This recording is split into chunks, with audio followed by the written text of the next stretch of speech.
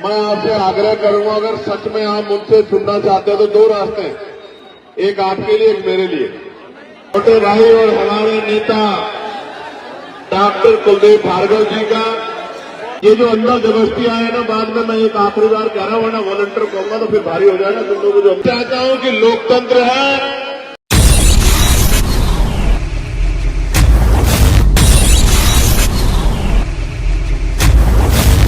Public की बात में आप सभी का स्वागत है।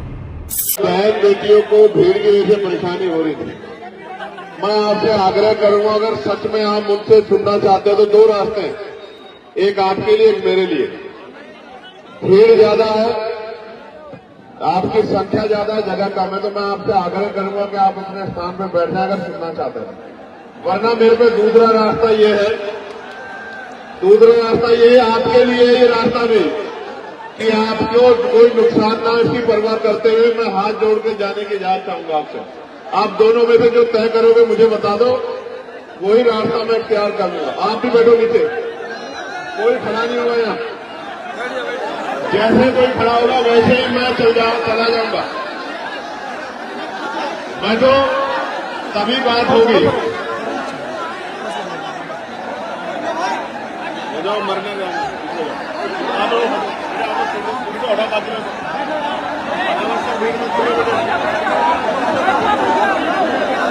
मीडिया के भाइयों को छोड़ के बाकी मूछों पे ताओ बैठ के दे लो, मैं खड़ा हूं। भाई बैठ जाओ, बैठ जाओ। अब अगर आप खड़े हो तो मैं छोड़ दूंगा, सीधी बात है। देखो, बिल्कुल ये वाले भी जब तक नहीं बैठेंगे बात नहीं होगी।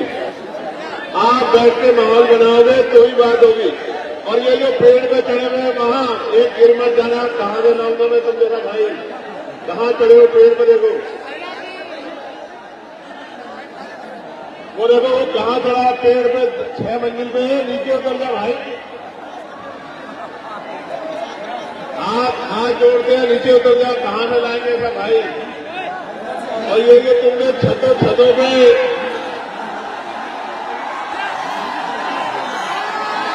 और इधर और उधर तुमने जो ये महफिल आज सजाई है हरदोई में, और आपकी प्रशंसा में शब्द नहीं है हमारे पास। आज बैठ के व्यवस्था करा दो तो बात हो जाए, वरना मीडिया से अपनी बात रख के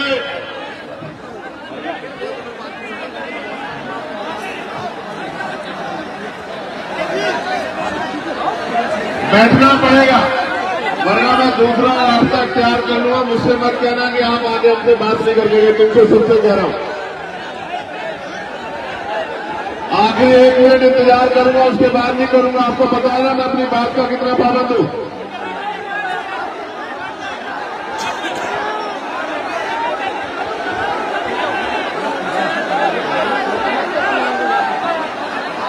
पच्चीस सेकंड बाकी है, 25।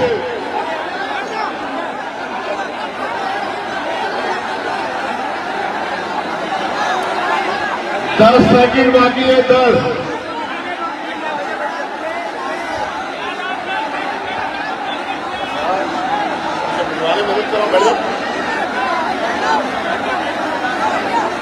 पांच सेकंड बाकी है, 5,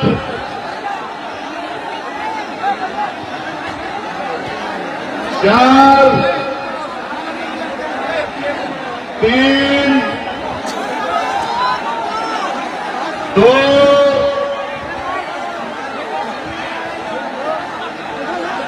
1। चलो, आप लोग नहीं बैठ रहे तो मैं आपसे धन्यवाद करता हूं। मैं धन्यवाद तो कर दूं आज के कार्यक्रम के साथियों का जाने से पहले। मैं धन्यवाद करूंगा छोटे भाई और हमारे नेता डॉक्टर कुलदीप भार्गव जी का, जो प्रदेश संयोजक है भीम आर्मी के, छोटे भाई विकास बाबू का, डॉक्टर देव कुशीर साहब का, शैलेंद्र राजवंशी जी का, हमारे नेता सौरभ किशोर साहब का, इमरान खान साहब का, अमित गौतम साहब का, अनीश गाजी साहब का, अरविंद राजवंशी जी का, संतोष गौतम जी का, राकेश राजवंशी जी का, विश्वदीप चौधरी जी का, दिनेश गौतम जी का, सुशील गौतम जी का, धर्मेंद्र घोष जी का, सौरभ भारती जी का, राजा राम माथुर जी का, हरेंद्र कुमार जी का, विनोद गौतम जी का, प्रेमचंद प्रधान जी का, संजय रावत जी का, श्री भुरन जी का, रोहित चौधरी जी का धन्यवाद। और मूलचंद आजाद जी का, छोटे भाई करण पासी जी का जो हमारी जिगर का टुकड़ा है यहाँ, सुरेश गौतम जी का, विनोद गौतम जी का, शोभरन लाल जी का, अमन पासी जी का, सनी धानु जी का, अरुण दिवाकर जी का, राजपाल वर्मा जी का, अनिता वर्मा जी का, सचिन राजवंशी जी, प्रेमपाल गौतम जी, धर्मेंद्र गौतम जी, रजनीश गौतम जी, जुबेर पठान जी, मोहनलाल बागमारे जी, मोहनलाल गौतम जी, अवधेश गौतम जी, गंगा सिंह जी, पंकज बोस जी, रितेश पासी जी, हरिओम पासी जी, दिलावर जी, सत्येंद्र गौतम जी, प्रियांशु पासी जी, दिलासा राम जी, बालक राम बलराम गौतम जी, मनोज सांडी जी, शिवराज रावत जी, राहुल गौतम जी, विपिन गौतम जी, देवेंद्र गौतम जी, ओम प्रकाश यादव जी, राम प्रताप जी, श्याम सुंदर दादाजी, अतेश लोधी जी, संदीप वर्मा जी, शमशेर जी, अरविंद पासी जी, राहुल वर्मा जी, नरेश चंद्र गौतम जी, संजीव पासी जी, अनिकेत गानू जी। प्यारे साथियों, मैं मानता हूं जगह कम है और मैं ये भी मानता हूं कि इसमें बैठने में दिक्कत आ रही होगी, लेकिन कुछ तो रास्ता निकालना पड़ेगा ना। जो पीछे बैठे हैं उनको दिखेगा नहीं, उनको दिखेगा नहीं तो वो परेशान होंगे, तो फिर बात कैसे रखी जाएगी। ताली बजाना, नारा लगाना, हल्ला मचाना, ये तो एक बात है। मैं वहां से यहां आया हूं, आप अपना काम छोड़ के आए हैं। अगर मैं यहां कुछ दूं ना और आप उसको लेके घर ना जाएं तो बात कैसे बनेगी, आप बताओ। कुछ तो रास्ता इख्तियार करना पड़ेगा ना। ये जो अंदर जबरदस्ती आए ना, बाद में मैं एक आखिरी बार कह रहा हूं, वरना वॉलंटियर कहूंगा तो फिर भारी हो जाएगा तुम लोग जो अंदर खड़े। अगर तुम यहां खड़े होकर भी यहां का अनुशासन नहीं बनाओगे तो फिर खराब होगी बात। वहां का तो समझ आ रहा है कि वहां मजबूरी है, जगह कम है। आपका कोई ये कौन नाटक है, ये जो जगत नाटक है, ये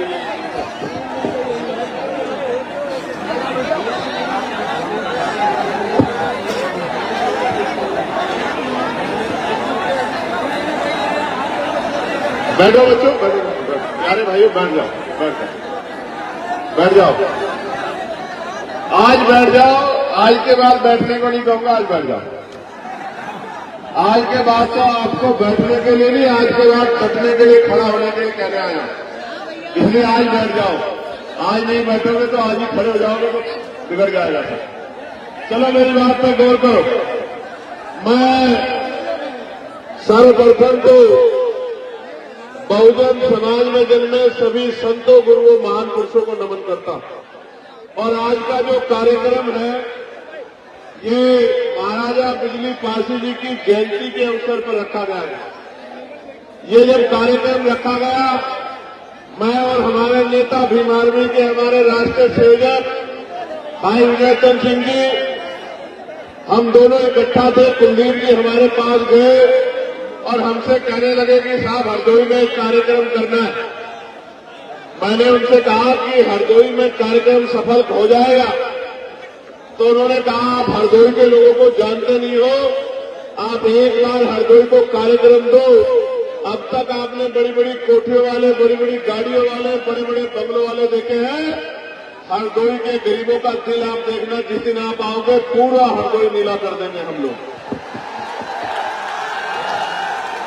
और मैं आपको दिल से कह रहा हूं, रैलियां तो मैंने कई कई लाख लोगों की, आप जानते हो नहीं जानते इस बात को। भोपाल में 5 लाख से ज्यादा की रैली, अभी मुजफ्फरनगर में 2.5-3 लाख लोगों की रैली। लेकिन जितना प्यार यहां आके मिला है, इतना प्यार शायद कहीं नहीं मिला है। बहुत बहुत धन्यवाद आपको। और आपने आज जो प्यार दिखाने का काम किया है, आज हरदोई में खड़े होकर कह रहे हो, इस प्यार को सूद समेत स्वाभिमान सम्मान के जीवन के साथ हक अधिकार को जीवन के साथ लौटाने का काम करेंगे। मेरी बात को आप याद रखना। प्यारे साथियों, बड़ी शानदार सभा का ऑर्गेनाइजेशन हमारे साथियों ने किया है और विपरीत हालात में किया है। भाई ये नीचे जाओ आप लोग, इसको जो ठीक करो, डिस्टर्ब करेंगे। चलो वॉलंटियर साथी जाओ, क्या वॉलंटियर सब जाओ, ये जो अंदर तुम चले जाओ ना, तुम खड़े हो पत्रकारों के अलावा वॉलंटियर चले जाओ, एक भी आदमी निकल के खड़ा हुआ।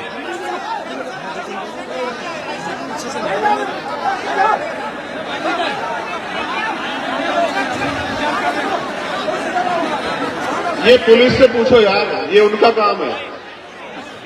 उनको ये लोग नहीं दिखाई दे रहे, इनमें से कोई विरोधी आके गोली भी चला सकता है, ये उनका काम है। लेकिन कमजोर वर्गों के नेताओं की कोई हैसियत नहीं है इस देश में। हम समझते हैं इस बात को, हम क्या भूल जाएंगे इस बात को कि पुलिस क्या कर रही थी। हम कोई हाथे नाक काट नहीं कि हम लोग व्यवस्था करना, जहां सरकारी कर्मचारी लगा के प्राइम मिनिस्टर की रैलियां होती है, वहां हमसे क्या कहलाना चाहते हैं हम नहीं जानते क्या हमसे ज्यादा लोग हैं किसी के पास, हमें नहीं पता। हम एक ऐलान कर देंगे कि दिल्ली, लखनऊ दिल्ली वालों की टांगे और कुर्सियां दोनों हिल रही हैं, हम जानते नहीं कि अपने संगठन की शक्ति को। जिनको आज हल्के में ले रहे हैं वो कल राजकाज में बैठेंगे लखनऊ में, फिर उस दिन आपसे बात होगी। मेरी बात को आप याद रखना। क्या हम लोग भूलने वाले लोग हैं? नहीं, हम भूलने वाले लोग नहीं। हम सबका सम्मान करते। मैं साथियों से कहूंगा कि वो बैठ जाए। बहुत इंपॉर्टेंट बातें करनी है, वो बैठ जाएंगे तभी बात बनेगी, वरना व्यवस्था बनती रहेगी। कुछ तो ये लोग मदद नहीं कर रहे, कुछ लोग आप ज्यादा उत्साह में, खराब हो रही है चीजें, तो बात करने का फ्लो ही नहीं बन पाएगा, फिर खराब हो जाएगा। फिर तो नमस्ते, सलाम, आदाब, सत श्री अकाल, जय भीम होकर खत्म करना पड़ेगा।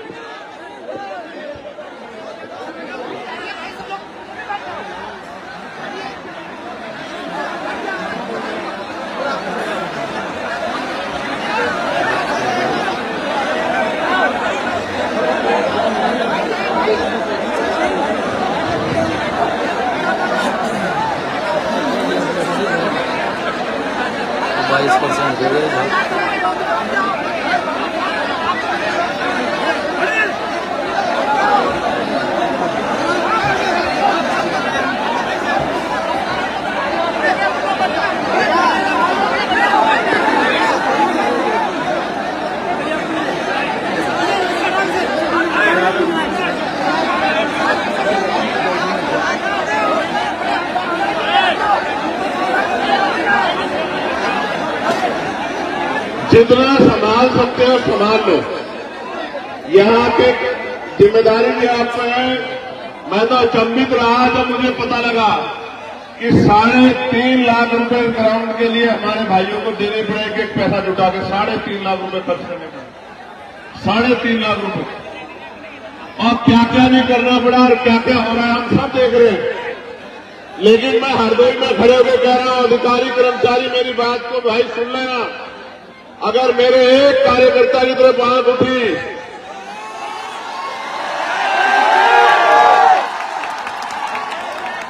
वो सुना था आपने पार्लियामेंट में, मैं सुनाता हूं आपको।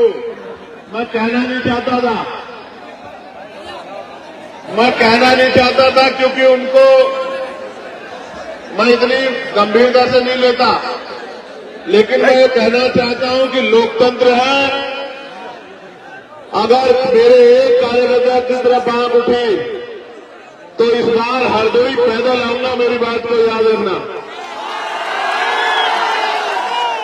बड़े बिल्डिंग वाले जो सत्ता के साथ बदल जाते हैं, उन नेताजी के कान में बता देना, मुकाबला बिकाऊ लोगों से नहीं है, मुकाबला टिकाऊ लोगों से है।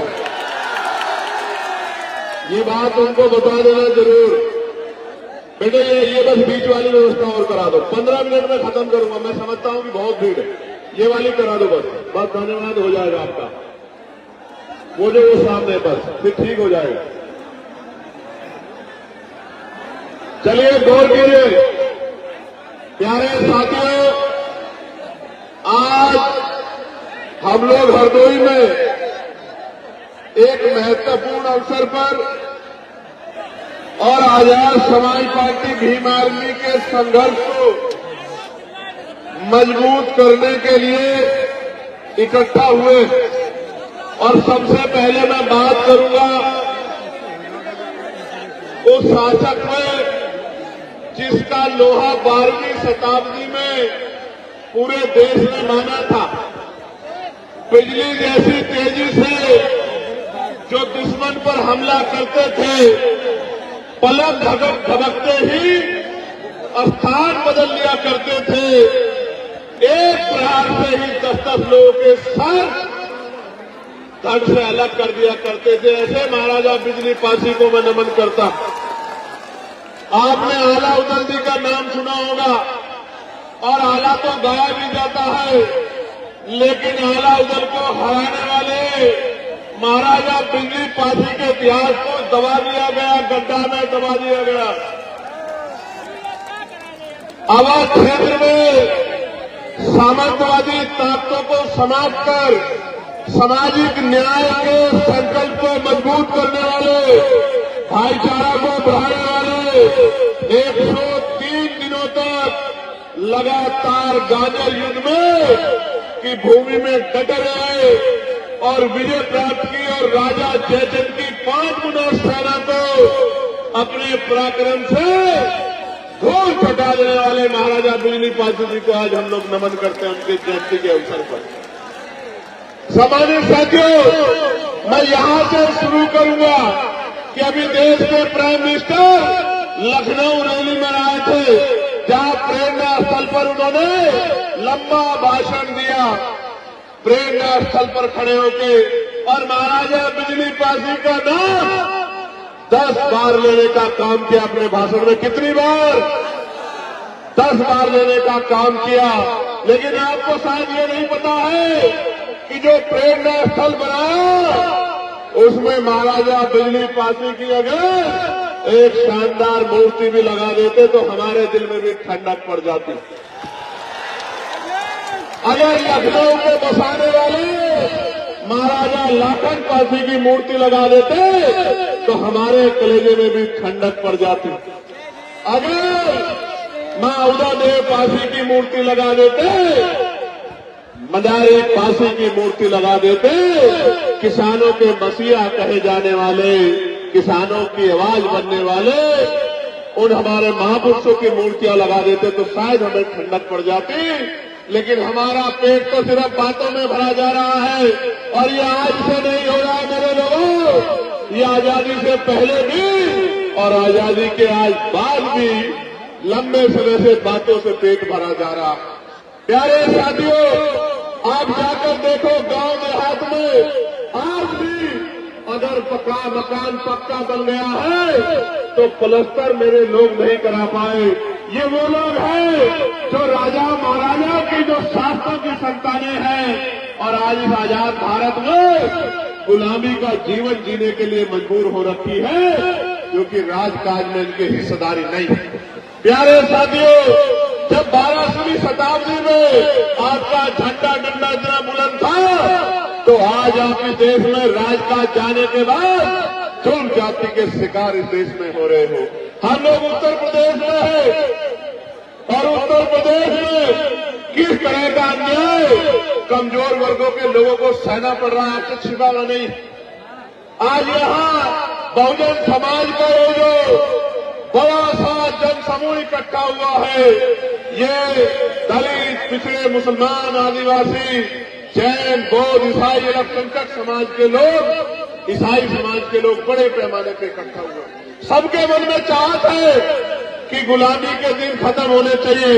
मैं एक बात आपको बताना चाहता हूं, इस देश में कौन हमारा अपना है, कौन पराया है, किसने हमें क्या दिया है और किसकी वजह से हमें गुलामियों की बेड़ियां सहनी पड़ी है।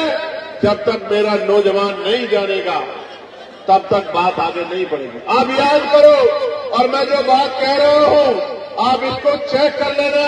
मैंने पार्लियामेंट में बात कही थी कि हमें जो भी अधिकार मिले हैं वो मांगने से नहीं मिले मेरे लोगों, उन अधिकारों को हमारे महापुरुषों ने अपने 4-4 बच्चों का बलिदान देके छीनने का काम किया, लड़ के लेने का काम किया।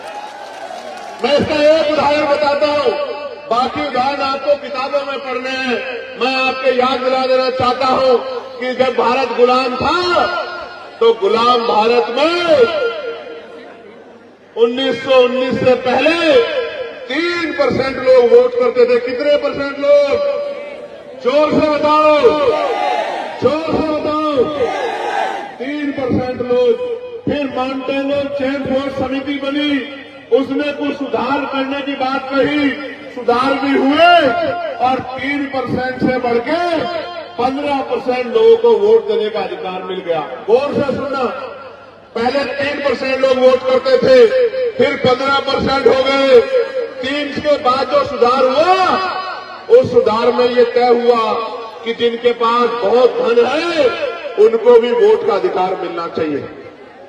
जिनके पास जमीनें हैं, जमींदार है, उनको भी वोट का अधिकार मिलना चाहिए। जिनके पास जो टैक्स पेयर है, व्यापारी है, बिजनेसमैन है, उनको भी वोट का अधिकार मिलना चाहिए। जो बहुत पढ़े लिखे हैं उनको भी वोट का अधिकार मिलना चाहिए। और जो राजा महाराजाओं के परिवार से आते हैं उनकी पीढ़ियों को भी वोट का अधिकार मिलना चाहिए। 3% से बढ़ के 15% हो गए। 15% लोगों में आपको जानना चाहिए, एक भी दलित, पिछड़ा, आदिवासी और कमजोर वर्ग, गरीब समाज का व्यक्ति नहीं था। मैं बताना चाहता हूं, मीडिया के लोग मुझे सुन रहे हैं, हालांकि दिखाना तो आपको वही है जो आप दिखाना चाहते हैं।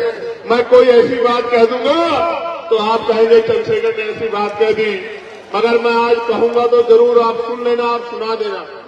मैं आपको बताना चाहता हूं, मैं इतिहास की बात कर रहा हूं, मैं इतिहास का स्टूडेंट हूं, मैं वकील हूं। 15% लोगों में देश को जानना चाहिए, एक भी दलित, पिछड़ा, आदिवासी नहीं थे। कौन थे? सामान्य जाति के लोग। कौन थे? सामान्य जाति के लोग कौन थे? सामान्य जाति के लोग। सामान्य में भी जो गरीब सामान्य थे वो भी नहीं थे। कौन थे? जो मजबूत, ताकतवर, पैसे वाले, संपन्न सामान्य जाति के लोग थे, वही वोट का काम इस देश में करते थे। वही वोट का काम इस देश में करते थे और उन्हीं के द्वारा सरकारें अंग्रेजों के राज में चुनी जाती थी। मैं आपको एक और जानकारी देना चाहता हूं, मेरी माए बहनें बहुत बड़ी पैमाने पे आई हैं अपने बच्चों को आशीर्वाद देने। मैं आपको बताना चाहता हूं, एक भी महिला को किसी भी जाति, किसी भी धर्म की हो, वोट डालने का अधिकार भारत में नहीं था। ये वोट का अधिकार कैसे मिला? किसने दिलाया? ये वोट का अधिकार 1919 के बाद बाबा साहब अम्बेडकर ने बहिष्कार अधिकारी सभा बना के और मेमोरेंडम दिया और उस मेमोरेंडम की जांच करने साइमन कमीशन आया और साइमन कमीशन की रिपोर्ट के आधार पर गोलमेज कॉन्फ्रेंस हुआ और उस गोलमेज कॉन्फ्रेंस में बाबा साहब अम्बेडकर ने आपको, मुझे और मेरे जैसे करोड़ों लोगों को वोट का अधिकार दिलाने का काम किया। देश की हर महिला को वोट का अधिकार दिलाने का काम किया। इसलिए समझो, ये वोट हमें दांडे से नहीं मिले मेरे लोगों, मेरे भाइयों, मेरे बड़े अभिभावकों, मेरी माँ, मेरी बच्चियों, मेरी बहनों, मेरी दादियों, चाचियों, ये वोट का अधिकार बाबा साहब अम्बेडकर के 4-4 बच्चों की कुर्बानियों से मिला है। मेरी बात को आप याद रखना। और आज एसआईआर के जरिए मुख्यमंत्री जी ने कहा 4 करोड़ वोट कट गए हैं और अब जब एसआईआर का आंकड़ा आया तो 2.89 लाख लोगों को वोट कट गया। 2.89 लाख लोगों का वोट कट गया।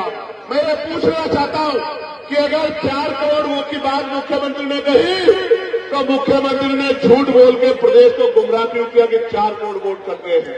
और अगर 4 करोड़ वोट कटे थे तो ये 1.25 करोड़ वोट किसके हैं जो बढ़ाए गए हैं चुपचाप पिछले दरवाजे से? इसका जवाब उत्तर प्रदेश की सरकार को देना चाहिए।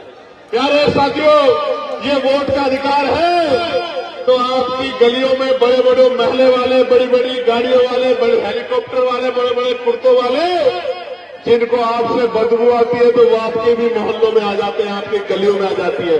जहां गाड़ियां नहीं जाती, जहां मोटरसाइकिल नहीं जाती, जहां कीचड़ है, जहां सड़क भी नहीं, जहां रेत है, गारा है, वहां जहां हमारे लोग पैर को ऊपर पजामा ऊपर करके निकलते हैं, वहां भी लोग आते हैं चुनाव के समय, क्योंकि बाबा साहब अम्बेडकर ने आपको वोट का अधिकार दिलाया। इसलिए वोट का अधिकार आपसे चला गया, कोई गरीबों की बस्ती में नहीं आएगा। मेरी बात को आप याद रखना।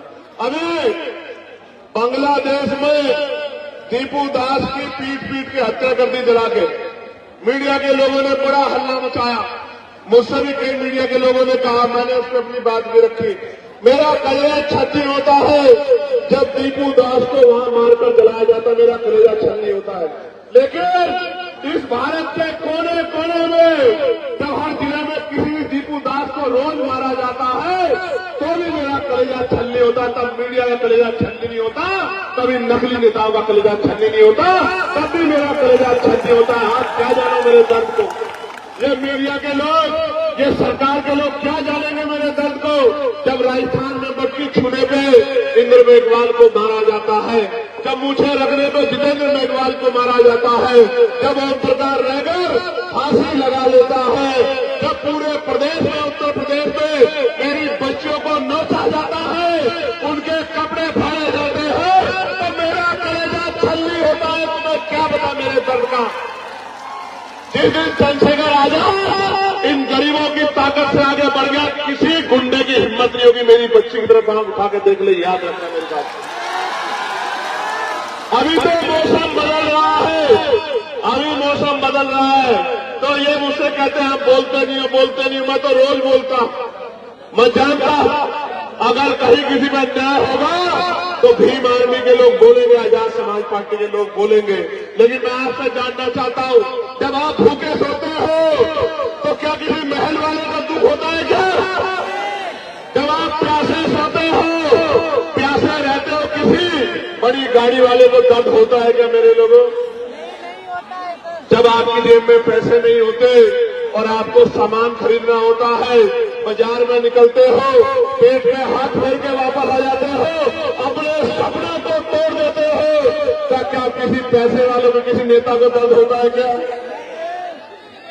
दर्द होता है तो आपके भाई भीम आर्मी के एक सिपाही को दर्द होता है, आजाद समाज पार्टी के एक सिपाही को दर्द होता है। कब तक इस आजाद भारत में ये मेरा शासक समाज कब तक गुलामी का जीवन जिएगा? ये फैसला हमें आज नहीं तो कल करना होगा। आप उठा के देखो, जो मेरा कलेजा पूछना चाहते थे, जो पूछना चाहते थे चंद्रशेखर क्यों कम बोलते हैं ऐसे मामलों में, मैं उनको पूछना चाहता हूं। एनसीआरबी का डाटा कहता है कि लाखों महिलाओं के साथ रेप हत्याएं होती है। आप जाति का डिडोरा लेके घूमते हो, मैं गारंटी देके कहता हूं 90% बच्चियां SC, ST, OBC और माइनॉरिटी समाज की है। आप उठा के देख लो। तो तब इस मीडिया का कलेजा छन्नी क्यों नहीं होता? तब इस सरकार का कलेजा छन्नी क्यों नहीं होता? जब कुर्सी में बैठ के और अपराधियों को बचाने का काम करते हो, तब आपका कलेजा छन्नी क्यों नहीं होता? प्यारे साथियों, हरदोई लंबे समय से राजनीतिक कमजोरी बहुजन समाज के लिए बनी हुई है, लेकिन मैं आज की शक्ति को देख के कह सकता हूं, मैं सोचता था, मैं माफी चाह रहा हूं, मैं झूठ नहीं बोल पाता। मैं सोचता था पश्चिम में आंदोलन मजबूत है, मैं ऐलान करके कह सकता हूं कि इस मिट्टी पे आंदोलन सबसे ज्यादा मजबूत है। मैं दिल से धन्यवाद करता हूं। प्यारे साथियों, आप ये बताओ, जब तक आपकी जेब में पैसा नहीं आएगा, गौर से सुनना मेरी बात, जब तक मेरे भाइयों, जहां तक आवाज जा रही है, जहां जिस हालात में उसी में सुन लो, क्योंकि अगर एक दूसरे को बिठाने के चक्कर में पड़ोगे तो चीजें खराब हो जाएगी। आपको अगर सुई भी लगेगी तो मेरा कलेजा छन्नी होगा। आप मेरी पीड़ा को समझो। मैं आपको पूछना चाहता हूं, जब तक इस नौजवान की जेब में पैसा नहीं आएगा, जब तक पढ़े लिखे नौजवान को नौकरी रोजगार नहीं मिलेगा, आप बताओ हमारे हालात कैसे बदलेंगे? बताओ, क्या बदल सकती है? देखो मेरी बात पर गौर करो। आजाद भारत है ना, सबको बराबर के अधिकार कहता है ना संविधान, अवसर की समता है ना, मेरी माँ यहाँ बैठी है, मेरी माँ हाथ उठा के बता दें अगर जिन माओं ने हवाई जहाज का सफर किया हो, जरा एक बार हाथ उठा के मुझे दिखा दें। क्यों क्या मेरी माँ को हवाई जहाज का सफर करने के लिए अवसर नहीं मिलना चाहिए क्या? क्यों नहीं मिल रहा आपको पता है? ये हवाई जहाज, ये हेलीकॉप्टर, ये अमीरों के जेब का सामान है, गरीबों के जेब का नहीं। समय बदलेगा, समय बदलेगा, मेरी बात को याद रखना। जो आज तक ट्रेन के डब्बे में नहीं चढ़ी एसी वाले में, उस अपनी माँ को, बहन को हेलीकॉप्टर हवाई जहाज में बिठाने का, उसको सम्मान दिलाने का काम उनके बच्चे करेंगे। मेरी बात को अपना दे। लेकिन मैं पहली बार नौजवानों से कर रहा था, मैं नौजवानों से पूछना चाहता हूं, जब धीरे धीरे आरक्षण खत्म हो जाएगा, सरकारी नौकरियां खत्म हो जाएगी, तो आरक्षण स्वतः खत्म हो जाएगा, तो इस देश में जहां इतनी गैर बराबरी जाति धर्म के नाम पे, तो आप गरीबों को कुर्सी पे कौन बैठने देगा? इसलिए मैं पार्लियामेंट में बिल लेके आया कि निजी क्षेत्रों में आरक्षण व्यवस्था लागू होनी चाहिए। आप बताओ, होनी चाहिए नहीं होनी चाहिए? जोर से बताओ, होनी चाहिए नहीं होनी चाहिए? तो अगर आप मानते होनी चाहिए, तो अब आप जनवरी के बाद तैयार हो जाना। हम लोग निजी क्षेत्रों में SC, ST, OBC के लोगों को आरक्षण मिले, इसके लिए हम लोग पूरे प्रदेश में यात्रा करने का काम करेंगे। तैयार होने तैयार हो? बताओ। और सुनो, जितना बैकलॉग बाकी है उसको हम लोग भरवाने का काम करेंगे। मेरी बात को आप याद रखना। जब राजकाज बनेगा, बड़े बड़े हाईवे बनते हैं, बड़े बड़े मॉल बनते हैं, जमीन अधिग्रहण की जाती है, मैं आपको विश्वास दिला के कहना चाहता हूं, जैसे आज की सरकार ने बिहार में 1 रुपया लीज पे 100 साल के लिए 1 एकड़ जमीन और हजारों एकड़ जमीन अडानी साहब को देने का काम किया है, तो मेरे अडानी तो आप ही हो। मैं आपको विश्वास दिलाता हूं, राजकाज बनेगा, जिस गरीब पे जमीन नहीं है उसको हम लोग एक्वायर करके जमीन दिलाने का काम करेंगे। मेरी बात को आप याद रखें। यानी कि हर परिवार को रोजगार से जोड़ने का काम करेंगे। मैं तो पार्लियामेंट में आशा बहनों की वेतन वृद्धि, आंगनबाड़ी बहनों की वेतन वृद्धि, भोजन माताओं की वेतन वृद्धि, शिक्षा मित्रों की वेतन वृद्धि, अनुदेशकों की वेतन वृद्धि, PRD के जवानों की वेतन वृद्धि, होमगार्ड भाइयों की वेतन वृद्धि, पंचायत सहायकों की वेतन वृद्धि, चौकीदार भाइयों की वेतन वृद्धि, सबके लिए मैं पार्लियामेंट में आवाज उठाने का काम करता हूं।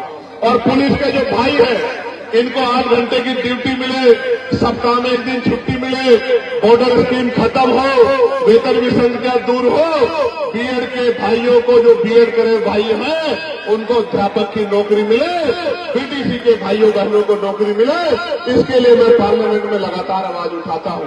लेकिन जब मैं, हमारी संख्या कम है, जब मैं आवाज उठाता हूं तो वो सोचते हैं इस आवाज को दबा दिया जाए।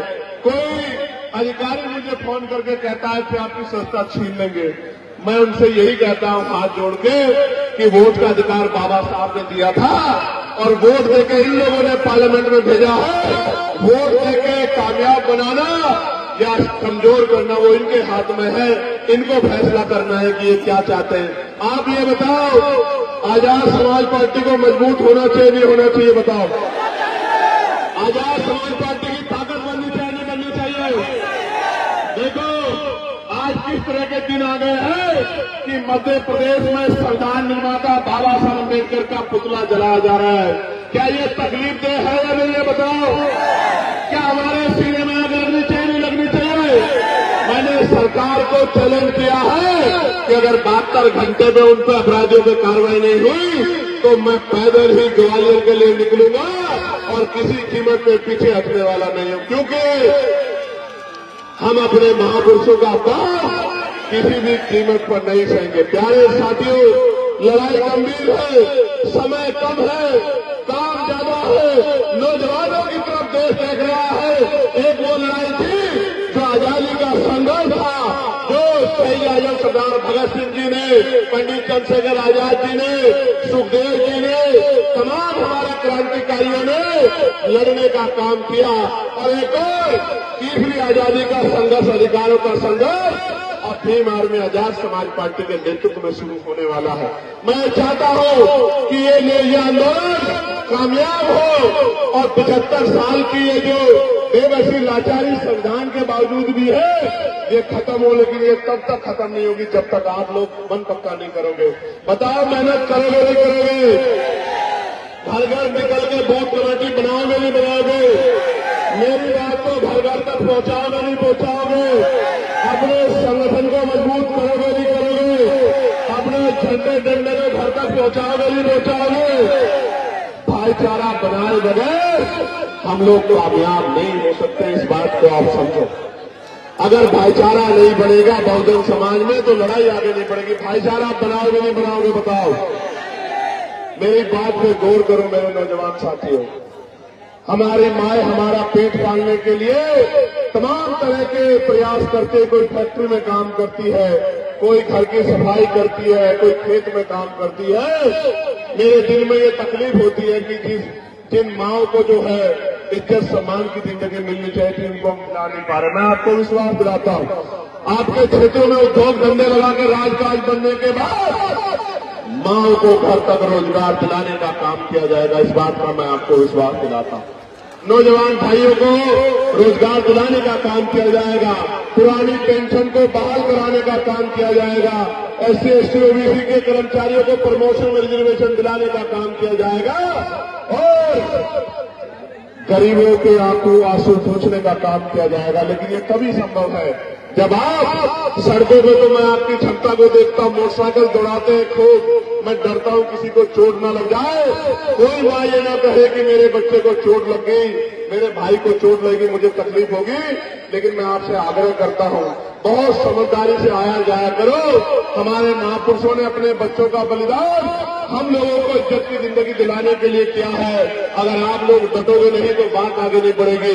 ये जो नीला पटका पहन के ये जो नीली फौज बैठी है, जरा लाना में बात जरा उठी। यही सीतापुर वाला कोई बोला था ना कुछ सीतापुर वाला कोई बोला था ना। छोड़ो कौन था, इस बात में मत जाओ। उनको उन सबके लिए मैंने नीलावाज तैयार किया। कहा जरा लाना वो नीलावाज, जरा मैं इनको दिखा दो। मैं उनको बताना चाहता हूं कि ये बाबा साहब के चीते हैं, बाबा साहब के। ये महाराजा पीली पासी के बच्चे हैं, ये महाराजा लाखन पासी की औलाद है। ये देख रहे हो नहीं देख रहे हो?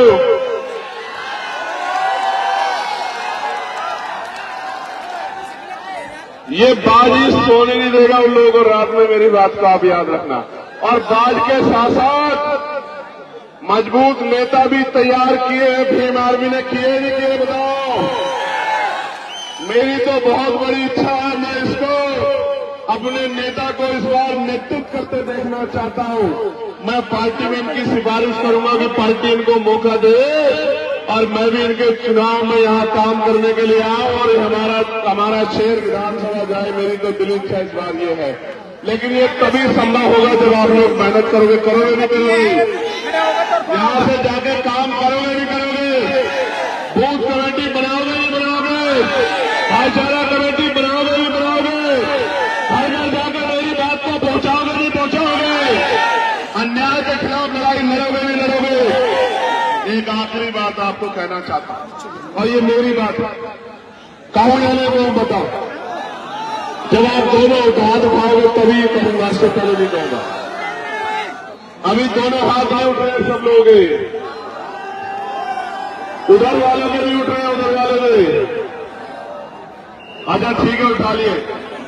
जो नौजवान पढ़ रहा है, पढ़ाई कर रहा है, मैं आज अपने उस भाई को विश्वास दिलाता हूं, वो पढ़ाई करे, पढ़ाई लिखाई में अपने आप को पीछे न रखे, वो कोई काम ना करे, वो मीटिंग में ना जाए, वो बूथ कमेटी ना बनाए, कोई बात नहीं, चल जाएगा। लेकिन मैं उसको कहना चाहता हूं, उसकी माँ उसके पिता अपना पेट काट काट के उसको पढ़ाने के लिए लगा रहे हैं। मैं उससे कहना चाहता हूं मेरे नौजवान भाई से, वो खूब पढ़ाई करे, खूब बेहतर पढ़ाई करे, ज्ञान में किससे पीछे न रहे और आने वाले कल में समाज का नेतृत्व करे। निकम्मे नेताओं की जरूरत इस कमजोर समाज को नहीं है।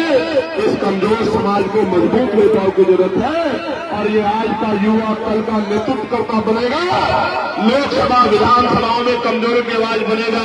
आज मैं वहां अकेला बोलता हूं, अगर आपने 5 कार मेरे साथ भेज दिए होते तो पूरी पार्लियामेंट में जय भीम का नारा गूंजा करता। मेरी बात का अभ्यास अभी भी आपके आवाज कमजोर तो नहीं है पार्लियामेंट में, बताओ कमजोर तो नहीं है। अब इसको मजबूती देने का काम 2027 में और तीसरे पंचायत चुनाव में आपको करना है। बताओ तीसरे पंचायत चुनाव में ताकत दोगे नहीं दोगे? बताओ जिला पंचायत के सदस्य बनाओगे नहीं बनाओगे? किसी दूसरे के चक्कर में तो नहीं आओगे? पक्का किसी के गांव में तो नहीं आओगे? स्वाभिमान सम्मान को मजबूत करोगे नहीं करोगे? घर से निकल के काम करोगे नहीं करोगे? बहुत बहुत धन्यवाद। आज की इस सभा को जितने नंबर दिए जाए कम है। कितने नंबर दूं 100 में से बताओ? आप ही बताओ, थोड़ा आरती मान लेंगे या हमारे ऊपर छोड़ दो। तो 100 में से 110 नंबर दिए आपको आज के लिए।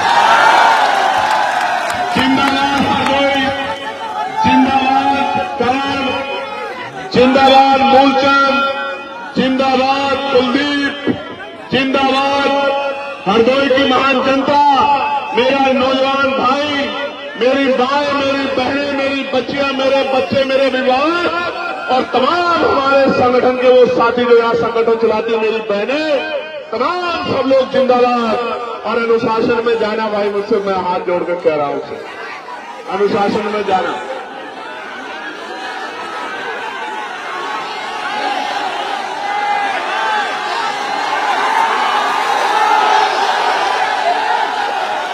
मेरी मुंह सूची तब रहेगी, सुनो, मेरी मुंह सूची तब रहेगी जब आपके घर भी महलों वालों के घरों जैसे हो जाएंगे। मेरी मुंह से खुली सूची होगी जब आपके घर के सामने भी 4 पहियों की गाड़ी खड़ी होगी, जब आपकी जेब में भी, आपके कार्ड में भी पैसा होगा और आप अपने सपने पूरे कर पाओगे, मेरी बहनों के माओ के सपने पूरे कर पाओगे। मेरी मुंह से भी ऊंची हो जाएगी, मेरा जीवन सफल भी हो जाएगा। मेरी बात का भी याद रखना। सुनो, गोली से मरने वाला नहीं हो, मेरी बात को याद रखना। दुश्मनों को कहो कोई और हथियार बनवाए। एक बार पैदा होता है आदमी, एक बार मरता है, कोई और हथियार बनाए। दुश्मन की गोली से मरने वाला नहीं हो। बाबा साहब का सिपाही हूं, बाबा साहब का बेटा हूं, याद रखना मेरी बात। और लाखों माँ बहनों का आशीर्वाद लेके, अपने बड़ों का, बुजुर्गों का आशीर्वाद सर पे लेके चलता हूं। दुश्मन की गोली भी फूल बनकर मेरा स्वागत करती है। आपका भाई हो। जब तक लहू का आखिरी कतरा शरीर में, आखिरी सांस रहेगी, ये जीवन आपके नाम रहेगा, आपके सम्मान की लड़ाई लड़ता रहेगा। बहुत बहुत धन्यवाद। जय हिंद, जय भारत। मेरे साथ नारा लगा लो।